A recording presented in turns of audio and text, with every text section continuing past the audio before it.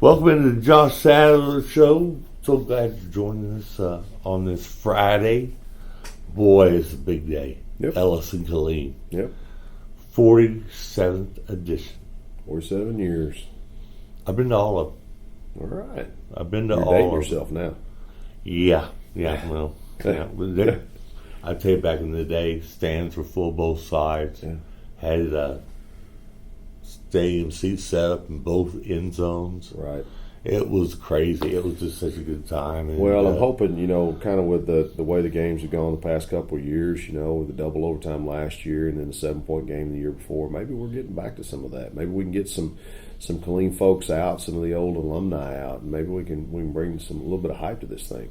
Yeah, I'm yelling about it on Facebook to all my friends and on the Ellison alumni page, the Killeen football page, and trying to get as many people as we can out there. But they're going to be watching from afar, that's for sure, because I've seen a lot of Roos reach out.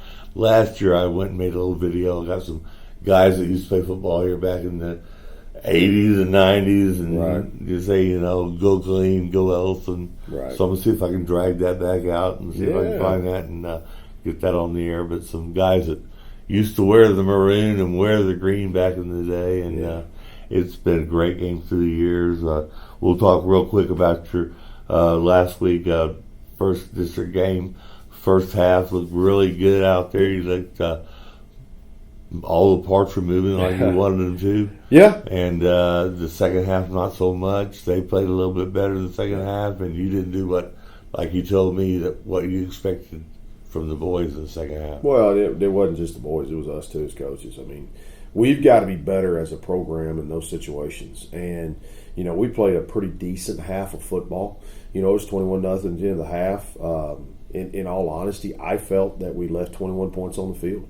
I felt like it should have been 42-0. I mean, we had one called back. We had two different receivers flying down the field wide open on two different drives that we just missed out on. So, I mean, real easily we could have put the ball game away in the first half. And that's something that we as a program and we as a team have to learn how to do. Because Vista Ridge is a good program. They were a playoff football team in 6A last year, and we had them on the ropes. And we've got to learn how to finish that. And that's the only way that we're going to, to win those big ball games against the good ones. And in 12-6A, we're going to have to have that edge. So I mean, we played a great half of football, and in the second half we came out and just did not play at all. And that was from every aspect of it. I mean, we weren't very good on offense, defense, special teams, coaching staff. I mean, we've got to do better all the way across the board. And I've got to be. That's all my fault. That's all on my shoulders. Me as a head coach, I mean, I've got to make sure that everybody's prepared for 4 quarters of football. So, a lot of this week was about finishing. It was about finishing. We've got to make sure that we finish everything that we do. We did a lot of transition pieces because I felt like the transition to halftime is something that hurt us. So, we did a lot of transition pieces this week in practice to try to simulate some of that stuff. And then talked about how we come out of those transitions on firing on all cylinders. Because as much as anything for young men, it's about the mental aspect of it, and that's what we focused on this week. And hopefully, we can put 4 quarters together this week. Learning experience, more or less. What I hear. 100%. And we got a lot of youngsters out there. Yeah. We got a lot of sophomores playing, a lot of juniors playing their first varsity football game that night, and it showed at times. But again, it all falls back to me and having them prepared and making sure that we're ready to go from a coaching standpoint, from a player standpoint, from a game plan standpoint, from everything. It's all on me. It's 100% my fault, and we got to make sure that we're prepared and ready to go against a very good Ellison football team. Yep, and that is always a fun game. I mean, like I said, 47th edition. I know Mrs. Trevino goes to say Kara Trevino. She's a Roo. Yeah. So she is going to be hyped up. Mr. Dominguez over at Ellison, and those guys are going to be ready to go. Danny's got his guys ready to go. You got your guys. It's just so much fun. The hometown, right, where you grew up in that kind of atmosphere, and you're used to that kind of thing. And it's a fun game, but you want to win it. Yeah. And you want to have those bragging rights for a year, Well, and just like any other football game I ever play in, I want to win it just because I want to win it, Yeah. But this one has a little bit more special sauce to it, so to speak. Because it is about, a little bit of that in-town, bragging rights and things like that. So, I mean, you definitely want to make sure you go out and put your best product out there and let it all fall how it's supposed to. So, I mean, that's the plan. We're as prepared as we're going to be. I know Danny's going to be very prepared. I mean, he's a great football coach, so he's going to have his guys ready to play, and it should be a good contest. I really expect a war out there on Friday night, and, hopefully we can do what we need to do to take care of business. Yeah, they had a tough one last Friday night. I know they were looking good at times, and then all of a sudden, next thing you know, it's going the other way. It's kind of the same thing that we went through. Yeah. They played a very, very good first half, and second half they sputtered a little bit, and I attribute probably some of that to youth as well. I mean, that as football teams go, everybody kind of pushes a panic button if you get beat. But you can't push the panic button because you got so many kids out there trying to figure out how to play the game of football on a Friday night. And if you push the panic button, then they panic, and then it's a different thing. So it's about regrouping. It's about watching film. It's about getting kids taught up in the languages of football and how we do things and how we handle situations. Whenever they hit that first touchdown in the second half, how do we respond to that? How do we respond to, okay, they've hit two, or it's tied now. How are we going to handle that?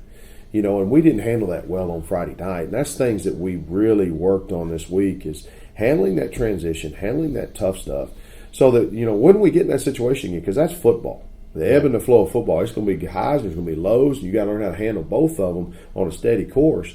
And so, I mean, that's what we've worked on, and hopefully we can see some transition from one week to the next in how we handle all those situations. Because I'm going to tell you right now, one team is going to come out like gangbusters on Friday night, and the other one's going to have to battle back, and it's going to be that ebb and flow. And it's going to be who can stay consistent, who can stay the course, and not panic, don't lose their head in everything. That's going to be the one that's going to be able to prevail. Y'all come out pretty healthy?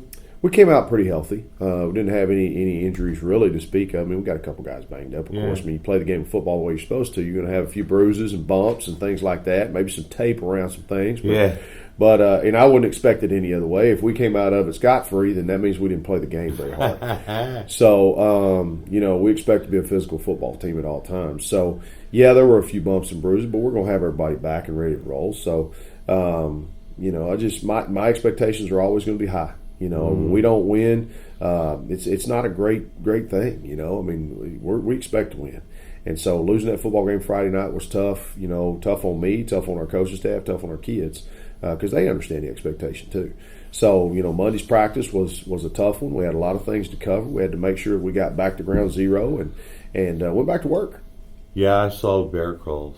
Well, that wasn't for that. You get beat. That's just part of it. But when if you got kids that aren't necessarily acting right in the classroom or things like that, there may be some extracurricular activities that some kids have to do for grades and things like that. So I'm never going to punish kids for losing a game, but they have always got to make sure that they represent themselves, their parents, and this school district the right way.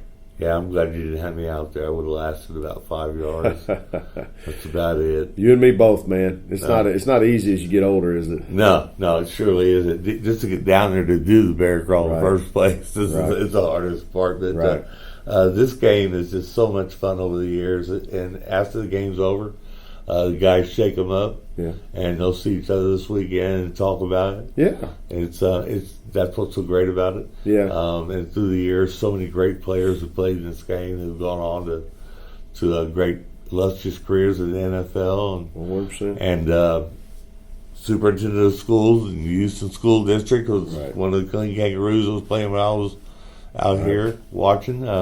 So I mean, I can go on and name names. On the show the other night, I had two former, I had Elijah Wyatt, former quarterback here, and former Ellison Eagle on, and they were just telling stories, and it was back and forth. Oh, we all, it was just so much fun because it was hometown, right? And that's what's so cool about it. We have the other schools, okay, And I support all of them. Right. But this is a game, Killeen and Ellison, you know. Yeah, and that's why Danny and I wanted to do it, even though we're not in the same district anymore. And you know, classifications are a little bit different. That's why we decided to do it, because it's for the town. You know, it's because of, you know, the support that we get from Killeen. You know, we need to make sure that we keep this going as long as we can. You know, I mean, there's going to be ebb and flow in attendance and all that kind of stuff like that as we go along through here. But we're always going to have good football teams, and we can always, you know, go out there and play a good healthy game against one another. Well, what do you do on Thursday night, scouting? No, we got 2 football games going on. Our freshmen are going over to Ellison this afternoon, and then our JVs they're actually playing at Harker Heights because Harker Heights is playing at Buckley. You know, so our JV's going to go play over at Harker Heights against the Ellison Eagles, and then we'll see what happens with that. But I got to be at both locations, so I don't know how I'm going to duplicate myself and make that happen. But you know, I'm going to find a way. I thought you had a cloning machine down the hallway here. No? Yeah. I don't think if anybody not, you'd be wants putting to players in there, huh? Yeah, I don't think anybody wants to have a clone of me running around anywhere. So I think one of me in this world is plenty. I disagree. I think you're a pretty good guy. So. Well, I appreciate that, Dan. I do. And you sent me a note this week, and I appreciate it very much. Yes, lost my cousin, and you dropped in and said something that meant a lot to you, and I appreciate it. Well, Dan, we appreciate everything you do for our kids, for our programs, and KISD in general. You know, I mean, you're a big supporter. You help us promote our kids, promote our programs, and, you know, you're a friend to me. And, you know, whenever we have something happen in our lives, I mean, we've all gone through it. I mean, we talked last year when my dad passed away. Yep. You know, I mean, we're here for one another, and that's what we're put on this earth to do, you know, is to support one another and to help one another. So, you know, I'm sorry for your loss. I love you, brother, and if there's ever anything I can do for you, you know where I'm at. Oh, yeah, and you're awesome. You're awesome. I'm going to say this as an Ellison Eagle. Hope nobody's listening. Go Roos. And Eagles have a good game. Yeah. And I'll let you have the last word. And you know, as always, go Roos. You are watching I-14 Sports Network.